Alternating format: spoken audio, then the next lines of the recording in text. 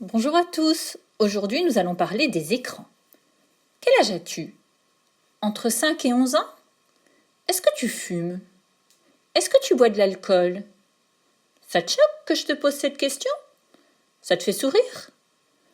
La réponse est bien sûr que non, parce que tu es un enfant. Tu sais que c'est dangereux pour ta santé.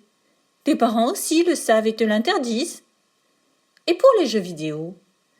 Est-ce que tu as déjà joué à un jeu interdit aux moins de 12 ans? Aux moins de 18 ans? Eh bien c'est pareil. Les médecins le disent. C'est tout aussi dangereux pour ta santé qu'une cigarette ou de l'alcool. Tu te souviens de ce qu'on a découvert sur le cerveau des enfants? Ton cerveau grandit et se développe en même temps que toi. Et ces jeux pour les grands, ou si tu passes trop de temps devant les écrans, cela empêche ton cerveau de se développer normalement. Les écrans, ça rend bête.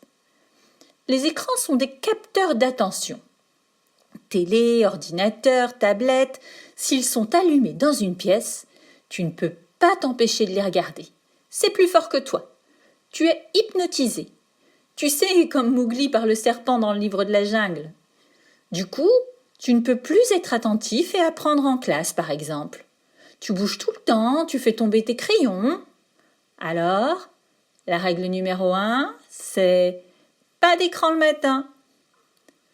Les repas, que ce soit avec tes parents ou tes copains à la cantine, c'est fait pour bavarder, se raconter sa journée.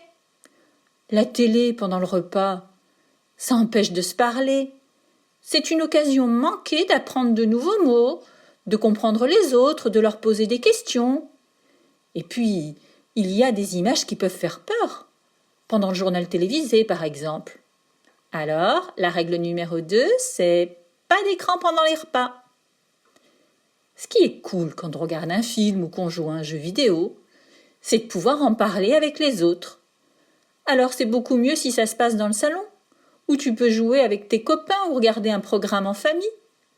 Et puis, sur Internet, il y a des informations fausses, des choses dangereuses. Alors tu as besoin d'un adulte avec toi pour prendre soin de toi. La règle numéro 3, c'est donc pas d'écran dans la chambre. Le soir, tu t'endors avec en tête les dernières images que tu as vues. Et si ce sont les images d'un dessin animé, même si c'est pour les enfants de ton âge, eh bien cela excite ton cerveau. C'est trop d'images qui défilent trop vite, trop de bruit, trop d'émotions, et tu dormiras beaucoup moins bien. En plus, sans que tu t'en rendes compte, les écrans diffusent ce qu'on appelle une lumière bleue, qui empêche ton corps de fabriquer l'hormone qui te permet de t'endormir. Alors, règle numéro 4, pas d'écran avant de dormir. Pour finir, un petit rappel des 4 pas.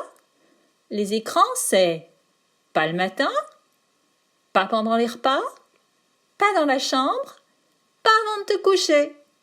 Cette chronique a été écrite grâce au collectif de surexposition aux écrans.